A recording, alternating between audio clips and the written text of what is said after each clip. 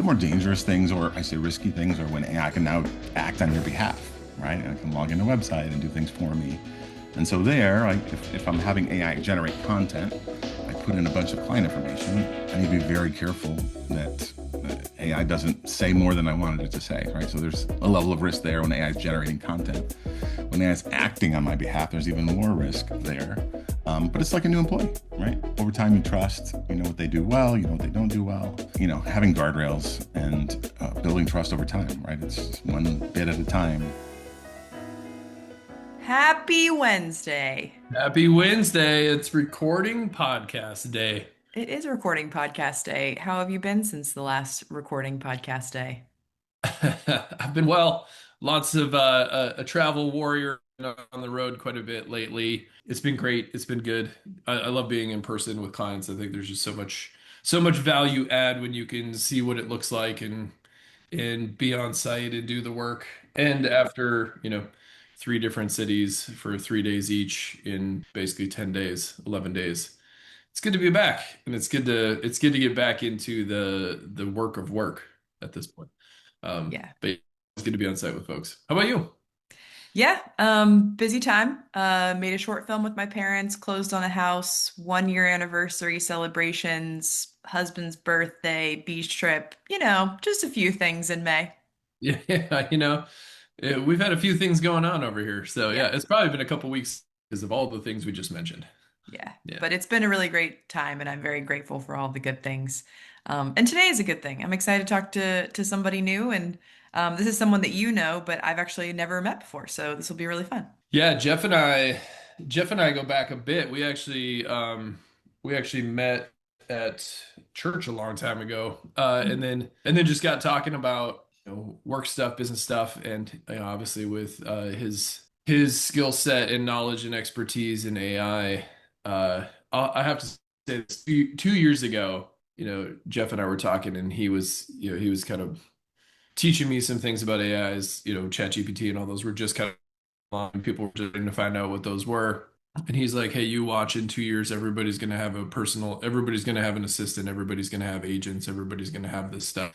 And he kind of gave it a 2 year time frame. And maybe 6 months ago is when it was a 2 year anniversary of that conversation, and everything he said started coming true. And I was like, okay, this guy knows more about AI, and he's ahead of the game compared to a lot of others. And ever since then, he's been a really great resource for me and for a lot of our in just understanding what's happening, what's coming, how does it all work. So really, really a space, and I feel glad to know him both as a person and also as an AI expert. Very cool. Well, let's introduce him and we'll bring him in. So Jeff Schacher is a technology and product leader with more than 20 years of experience building digital products and leading innovation teams. Today, he's focused on AI and large language model innovation while also speaking and writing about the human side of leadership, including trust, communication, and the reality that even in the age of AI, most organizational problems are still people problems. So, Mhm. yeah, I definitely think that we have a lot of things in common. Yeah, yeah. Welcome, Jeff. Good to have you. Thank you. Yeah. How are things going for you on this lovely Wednesday morning? They are great. It's warm and sunny. Yeah, And we'll take that. We'll take that. Well, I was singing your praises a little during the intro, saying, a couple years ago, you and I sat down probably for the first time doing one of our quarterly breakfasts, yes. and you had mentioned, 2 years in the future, everybody's going to have an assistant, and there's going to be AI agents, and all this stuff's going to start taking place. And I'm like, and 2 years later, all of that has been true. Thinking, all right, this guy knows what he's talking about. He's predicting and seeing the future. But if you can just give us 2 minutes on, what are you seeing in the current landscape? Yeah. AI is certainly not a fad. Um, Yeah. yeah, I would say, everybody's kind of figuring out what to do next. A lot of people are stuck. I have a consulting firm, right? And we work with companies, businesses, kind of moving them along wherever they are in the journey. And yeah, there's a lot of fear. What do we do next? We know we should be doing something. We're not sure what that is. We've have some chatbots. We have Claude. We have Copilot. Not really getting the most out of it yet. We haven't seen the bump in our business that we thought or heard on a podcast or read in an article that we would see. And so, from a business perspective, I suppose that's kind of what I see for now. Yeah, I think I come across or several clients at this point who will say we want to try it. We got a couple of subscriptions, or we paid for a couple of credits, and we're having the team play with it, but like, which one do we choose and why? And the auditing of, or just the investigation of figuring out which is the one that actually helps you, I think is actually quite intimidating, because you think about what people could possibly build on this thing. If they start to build something and then eventually they realize, oh, you know what, I actually need the other one. Oh my gosh. So I think I'm curious to know from you, like, what are some ways that people can start to practice, or like start to analyze which AI model is useful for them? Like, how should people kind of approach that investigation, if there are sort of ways that they can do that that is, smart for not only their business but also their budget, and not just throwing a bunch of money at a bunch of different language models. Yeah, it's a great question, and I think the worst thing you can do is wait to make a decision. There's an Mm. old saying: if you see a fork in the road, take it, which Hmm. means basically make a decision. You're not going to learn anything by waiting and trying to figure it out. I can tell you the trend is Claude, right? Anthropic model. Mm. Mm. It's shown, especially since the beginning of the year when they rolled out co-work, this Hmm. deep agentic work, and so folks that were on Microsoft, maybe no shade to Microsoft, the gap has grown wider of what's possible with some of these models. So Gemini's having or Google's having their big convention right now, announcing lots of cool new things for Google. OpenAI will do the same, and it is a horse race. I guess what I would say is, don't sign an annual contract. Go month to month. And a lot of it's flexible. With the release, and I'm sure we'll get into this later, of skills, right? Is this packaged kind of instructions of for AI to do a specific business process. Maybe you have 200 business processes in your company, and this, you basically write a prompt and some other instructions to package this up, and that's portable across ChatGPT, Claude, and the most important thing is getting your company standardized on one. And again, you can change later, but playing, experimenting is only going to get you so far. Yeah, for sure. Yeah, How, oh, sorry. Good. no, you're good. I was going to ask, and Dave might already know this answer because you guys know each other, but how did you get into this area of business? Like, when did you first hear about AI, or what kind of first drew you into this sector of things? Yeah, well, I was a nerd as a young child. I think 35 years ago, I was trying to do the math editor. I was telling a story and wrote a chatbot, right? Which was super simple, didn't do anything other than just, hi, how are you? How was school? And so I've always just been fascinated with language-based AI, right? The promise of, being able to communicate with something, and just the complexity of that, right? Generating language, understanding language, right? It's very complex. So yeah, a few years ago, Google released this big transformational paper and new methodology, and so I started running around telling all my friends and family of, oh, what's coming for the future, and they roll their eyes, and I finally got my moment. But so yeah, again, as a tech startup, software engineer, just always been fascinated with technology and solving really hard problems, and transforming, businesses, industries, nonprofits. Just so much can be done in the world with technology. Yeah. Even the mobile phone, right, unlocked all of these new use cases, and businesses that didn't exist before. And AI is this next paradigm. So so yeah, I mean, that's just kind of what drew me to it.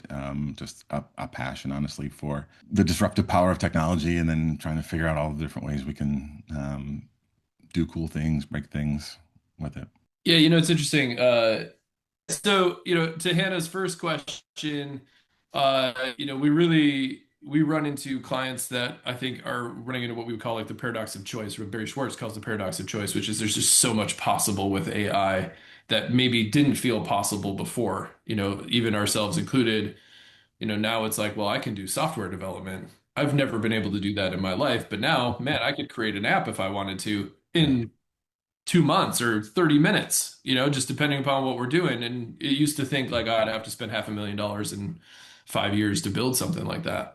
So the possibilities have opened quite a bit. And we've also found then that folks are saying, oh, can we automate that? Can we do this? Can we do this? And it's like a lot of those things have existed for years within the systems that they already had, but it's the possibilities are so big, so wide, so open that's hard to make sense of what do I do first? How do I get into this? What's the best pathway? And so I'm curious to get your take on this, but we've essentially started using this language with our clients, and I'm curious if this resonates with you. Number one, we kind of talk about adoption, integration, and innovation.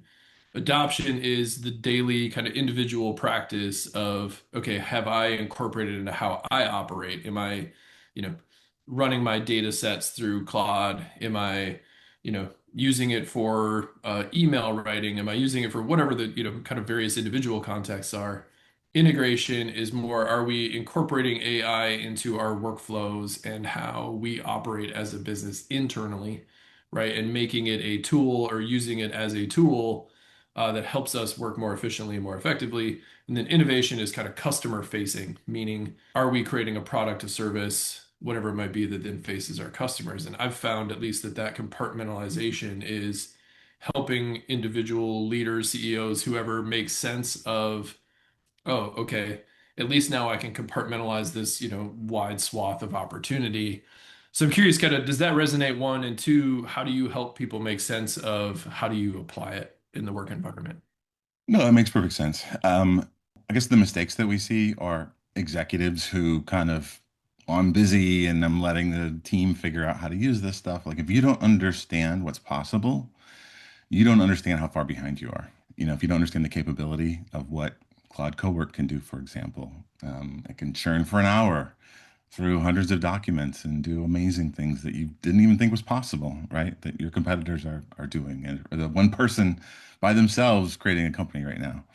So yes, huge fail there, I suppose, is executives, leaders who aren't just in there doing this themselves. And again, the best way I've come to think about it is, pretending you hired an employee. Like, think of it like a human. You paid money for this human assistant sitting in your office, intern, and right now they're just sitting there doing nothing, staring at you. So the same way you're going to, I don't know what to ask Claude, I don't know what it could do, or ChatGPT. What would you ask the person sitting next to you, that you just hired to do for you, right? And initially, it's like you're talking to a stranger. So, are you going to ask a stranger for advice?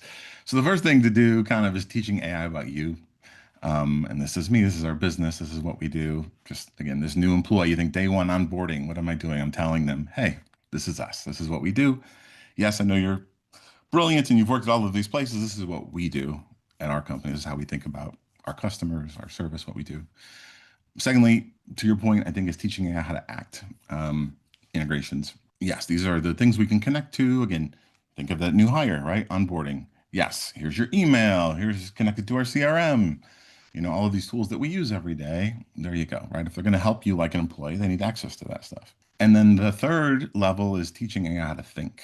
So again, you think of your employee that you've hired, they've done some work for you. What people do is they say, well, okay, that's fine, I guess, and I'll tweak it myself. Like, if you had a real employee, you wouldn't say, well, that's good enough, I'll just keep doing the work myself. At some point, you would stop them and say, hey, let's talk about this, right? There's probably a better way to do this.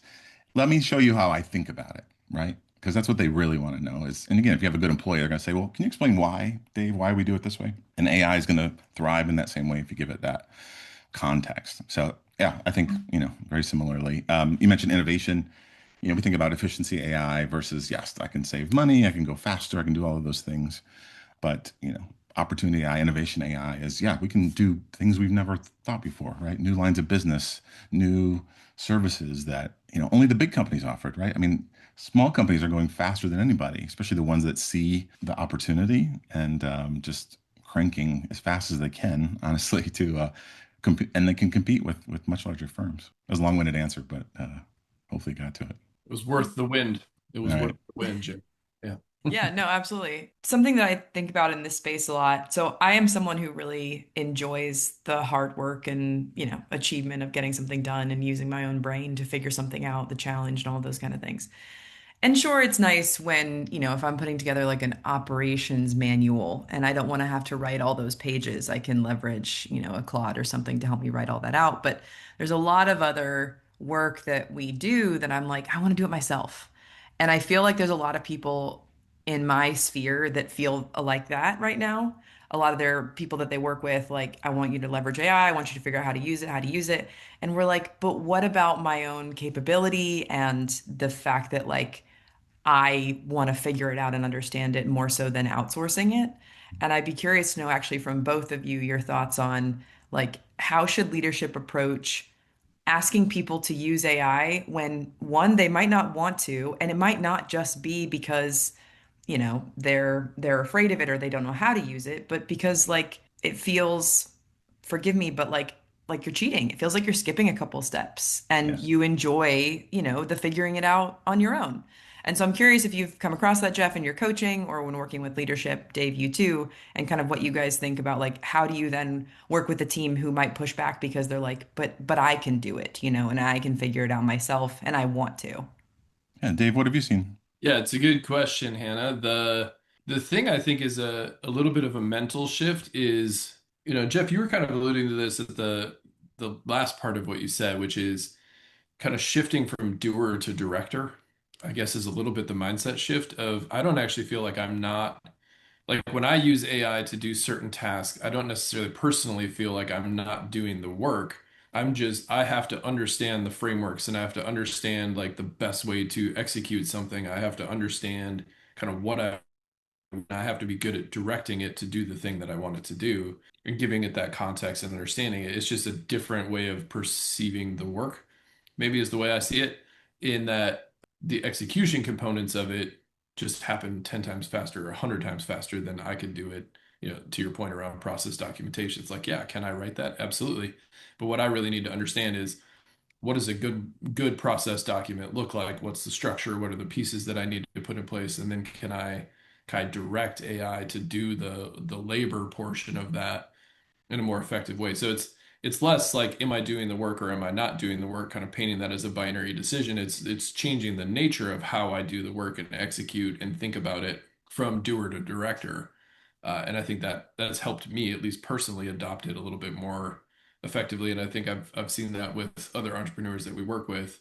They're still quote unquote kind of doing the work, but it's shifting the nature of how they do the work. Yeah, it kind of goes to the concept of working on your business versus in your business, Yeah. right? In the same way. And I think the hardest part is, we're asking folks that have never led a team, directed a team. Suddenly you're a delegator, right? People aren't great at delegating. That's a skill that just, you know, isn't necessarily intuitive, and you don't, take a course in college on delegation.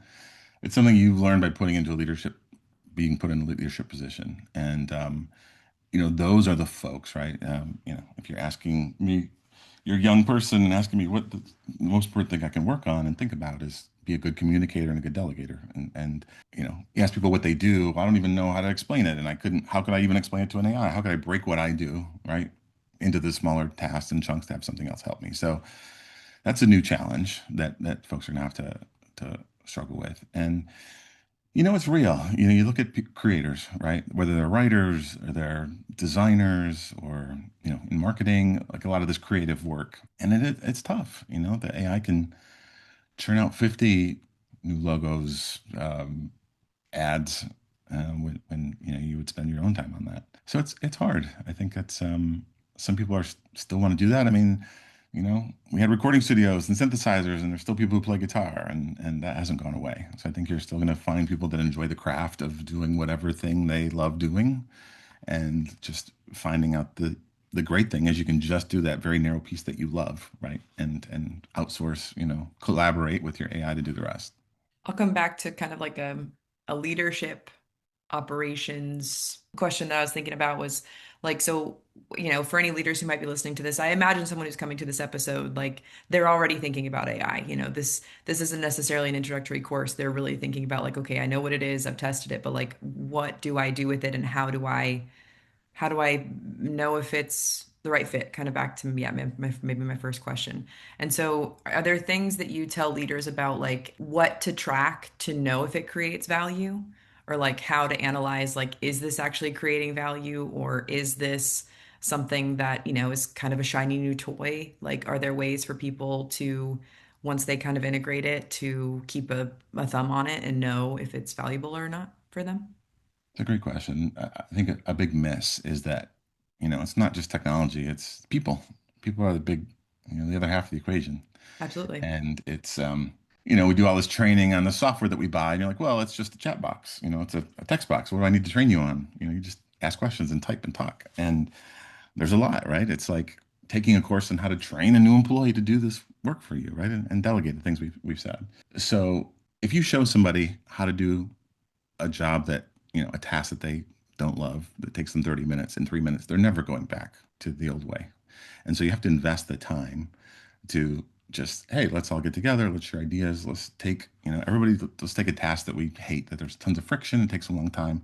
Let's just solve that one thing, right? And now we can solve, 6 months ago, we might have needed custom software to build that. Now, if we're using a tool, let's say, Cloud Cowork, ChatGPT, it can actually, in many cases, do that job and do a great job at it. And we can share that. And so, you've really got to hold their hand. I mean, people aren't great at imagining, well, yes, we took this general training course and there was this concept, and sure, I see how that applies to my work. Not everybody's great at that. And you really need to sometimes bring in somebody, like some of the stuff that we do, find somebody else that can translate and really help people take their work and show how AI can help them do their work.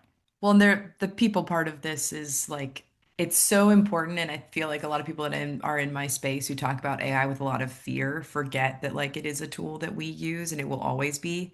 I read something the other day that I thought was very true in my experience is that AI has jagged intelligence. So sometimes it's really intelligent, sometimes it's really not, because it doesn't have all context that we have as human beings with collective experience and years of our lives and things like that. And I think I always try and remind the people around me, like, you will always be using it. And so then my question to you is, are there ways that it uses us that we should really be aware of and be careful of? Because that is truly terrifying to me. Sure, we've all seen the movies, right? Right, exactly. Will Smith is going to fight the robots for me. Well, I mean, I think that's some of the risk of letting people experiment. Like a lot of it's kind of bring your own AI to work. And that's the most dangerous thing you can do is people are using their own consumer level tools. You don't know where that data is going. So that's one reason to have a company policy, a standard tool. Okay. The other thing is, people locking that tool down at work. And it's like, well, you think about recruiting and hiring, I don't want to go work for you, when you're making me use a calculator and I can go work at this other company, they're going to use, the equivalent of Excel spreadsheet, right? Versus an AI that's very capable and an AI that's more limited that you have locked down. And, we've 10 years ago, well, maybe 20 years ago, right? Well, I'm not putting my data in the cloud. I have servers right back here in our office. That's where we're going to keep everything. At some point, we trust the cloud is going to work. Same thing for email. We don't stop email. Email's one of the most dangerous things you have. We train people, don't click on this, don't click on that. You're not going to get rich by clicking on this big promise of something else. And AI is the same way. Is teaching the team this is the safe ways to use it, safe ways. And if you're using an enterprise contract, I mean, your data's already in Microsoft, your data's already in Google. It's safe, right? I mean, as it is anywhere. And then it's more about three ways. Am I sharing data with what I put in an email to another colleague? It's probably safe to put in there. The more dangerous things, or I say risky things, are when AI can now act on your behalf, right? And I can log into a website and do things for me. And so there, if I'm having AI generate content, I put in a bunch of client information, I need to be very careful that AI doesn't say more than I wanted it to say, right? So there's a level of risk there when AI is generating content. When AI is acting on my behalf, there's even more risk there. But it's like a new employee, right? Over time, you trust, you know what they do well, you know what they don't do well, having guardrails and building trust over time, right? It's just one bit at a time, building that trust to eventually let it do more and more for you. Yeah, one more thing I'm curious about is, you mentioned this a little bit earlier. We've experimented with probably 15 different AI tools internally, and I have personally I have a little bit of the shiny object syndrome of like, ooh, here's a new one, here's a new one. And then what I realize is, we've really kind of anchored ourselves around Claude. To your point, like Claude is really fabulous, just the kind of chat function, but also co-work, code. I mean, there's just so much capability. And what we've experienced is, if Claude can't do it yet and another entity pops up, give it 30 days and then, Yeah. Claude will essentially be able to, kind of do what it is. So I think there's a little bit of this kind of chasing, so much comes out so fast, and it is a little bit like drinking through a fire hose of, oh, there's this new thing, you gotta try this new thing, and then eventually the others kind of catch up and the capabilities are there. Maybe just speak a little bit about kind of anchoring yourself around one thing, get really good at it. It's kind of like committing to an employee, as you've been Yeah. kind of humanizing AI a little bit in that way. And number two is I find that kind of similarly, there's a defensiveness. Maybe the other side of that coin is there's a defensiveness around the tool that somebody uses. I can think of three clients right now who, when I say, "Hey, what are you doing with AI? Like, how are you?" Oh, no, no, no. I put it in. I put stuff into ChatGPT. You're like, okay, what does that mean?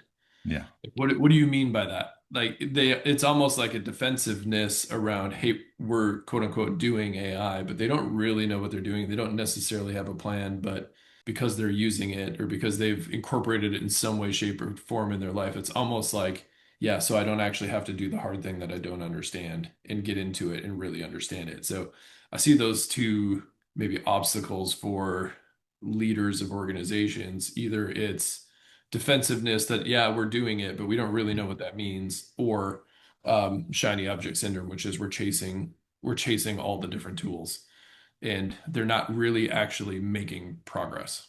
Yeah.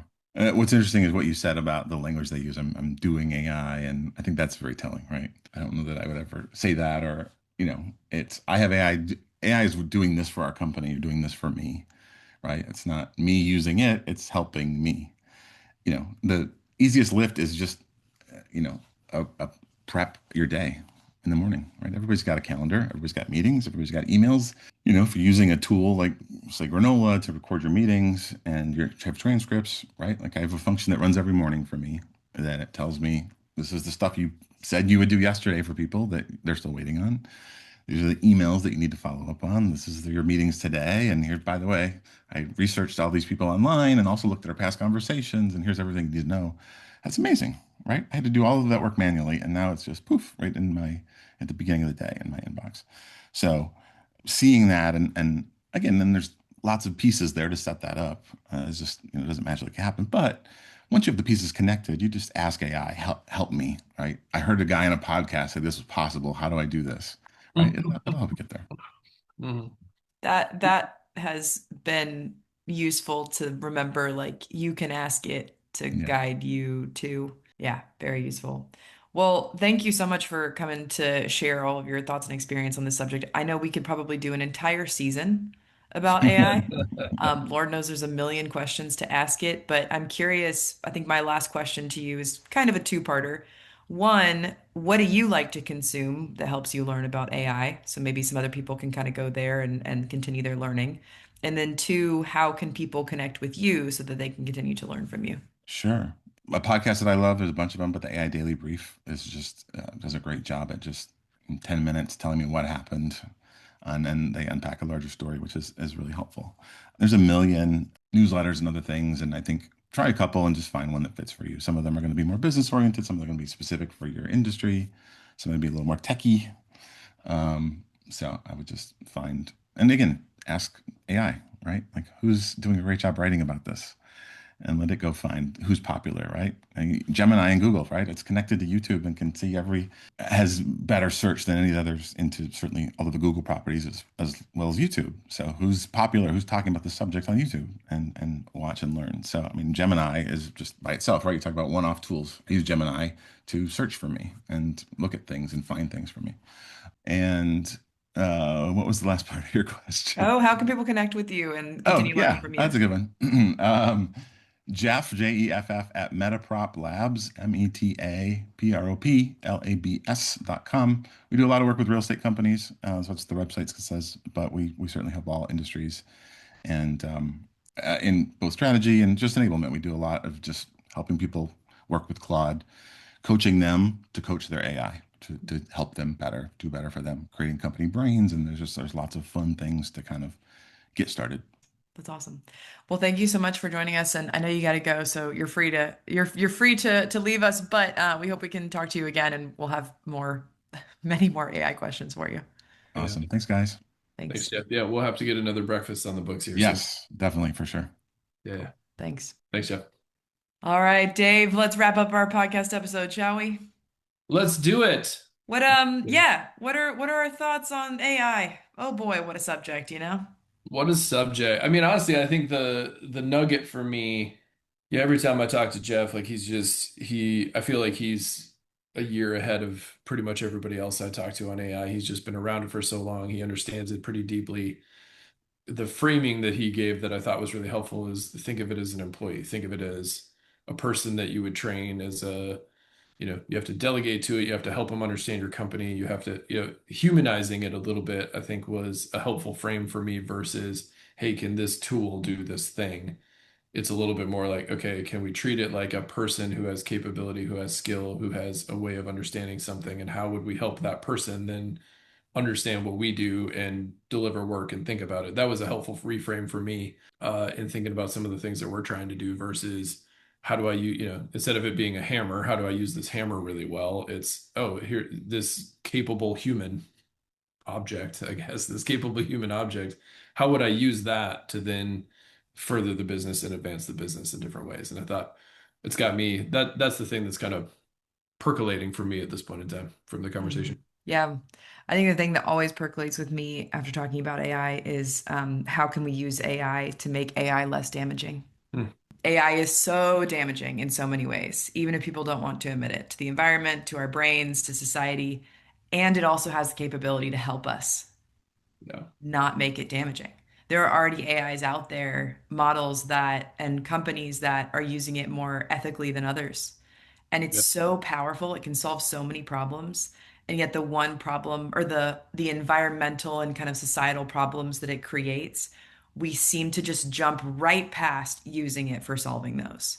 Yeah. And honestly, in this space of things, when we talk about AI, like that's something that I want to find ways to talk about more. And, it's kind of one of the questions I didn't get to ask him today was just like, are there AI leaders that talk about AI sustainability or talk about AI and sustainability and how we can leverage it to not harm us?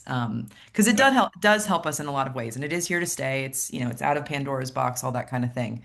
But I want to also use it to combat the things that it does harm.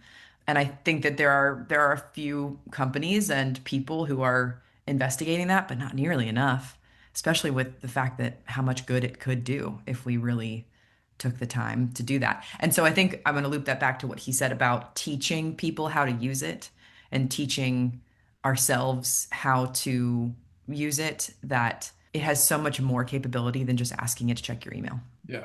Yeah, I mean, I think what you said is really helpful. The fearful part of it is, I've heard it described essentially as like an arms race, Hmm. right? And I think there's truth in that, which is why it feels, kind of fear-based. Is there's truth in the sense that it's, well, who can build it fastest, who can get to it fastest, who can create the next thing the fastest. And usually when speed is the mode, we often underdo the ethical implications or what's the pain points that this might create if we go this fast, right? So I think to your point, it is kind of slowing down to go fast at times of, okay, but is this how we should use it? Is this the right way to use it? Are we, we've worked with companies who do development and they're, the arms race is also who can build the data centers the fastest and how much money can we pump into this. And I think humans are starting to resist that. I read articles all the time of, this community is banded together to say, no data centers here. And I think it's a good implication of, or good indicator of, hey, there's a, I'm gonna use the term reckoning here that needs to happen as a society around, yeah, but what do we actually want? Like, what do we actually need this to be for us as a group of humans that are trying to have purpose and do meaningful work together? And having that conversation, I'll just say personally, I've found it to be really helpful with, ninth grade math and some really like practical, easy things, but still trying to do, the reason I raise that is still trying to do it ethically of like, I still want my daughter to understand how to do this. So it's Hmm. not, hey, give me the answer. It's, Hmm. hey, can you show me how to solve this problem? Because I personally don't understand whatever's happening in ninth grade math. Uh, So help me break it down so that I can help her do the thing that she needs to do. Right. It's like, it's not about kind of replacing human understanding and human thinking, but can it be a companion versus can it take over the world, kind of as a philosophy. But, to your point around environmental impact and essentially the arms race, it's like anytime you hear the phrase, it's an arms race, it's, hey, maybe we should pause and reflect for a minute Yeah. and think about what we want to do. Yeah, it is a fascinating subject to me. I will say there's a really cool email list that I'm a part of that's called 80,000 Hours, and they highlight different companies around the globe that or different nonprofits that are basically in this kind of ethics around AI space. And so I think I'll plug that too in the show notes. But 80,000 Hours, this guy runs it, basically like tries to find different companies that, yeah, are trying to look at AI ethically and analyze it ethically, and then also offer employment opportunities around, how to build out the ethics of AI. And I think it's really cool. So that's one of the things that I'll plug to. Yeah, great. And maybe one thing I'll say too is going back to the possibility piece, and again, like we could talk about this for another 5 hours, I'm sure. It's Yeah. our cue. One of the things that has felt really beautiful to me as a business owner and as a person who, you know, I will say has vision for what we want our company to be. It has expedited the possibility of doing a lot of the things that I've dreamt of or thought of for what we can do with Evolve and the five facets. And I think a really good example of that is you the other day, as we've been talking about, hey, we need to build a software where, clients can engage with our framework and that it ties to the framework, et cetera. And if I thought about that 3 years ago, I'm thinking, well, yeah, but then I have to probably take on an investor to pay for the software and do this thing. And it's a huge risk and it's a lot, there's a lot to that, et cetera.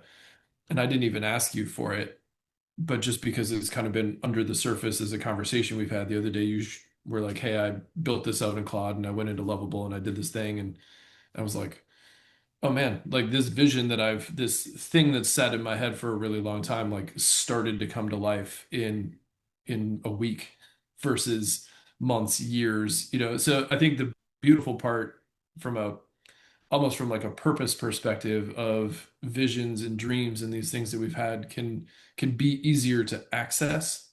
There's an accessibility to it that maybe didn't exist before. And I think it's similar to the internet in that way of when the internet came. I mean, I was 18 or 17 or 18 when the internet really kind of came out, like when I got my first email address, essentially. And I remember thinking like, oh man, what is this? And it felt scary and terrifying, but access increased and opportunity increased. And I think that's maybe the drug of it, is, or the dopamine hit of it is, yeah, but we could do this now. And, for visionaries and people that are trying to push what's next, it's very exciting. It's very interesting. And, every once in a while, yeah, but is this how we want to use it? And is this the right way for us to approach it?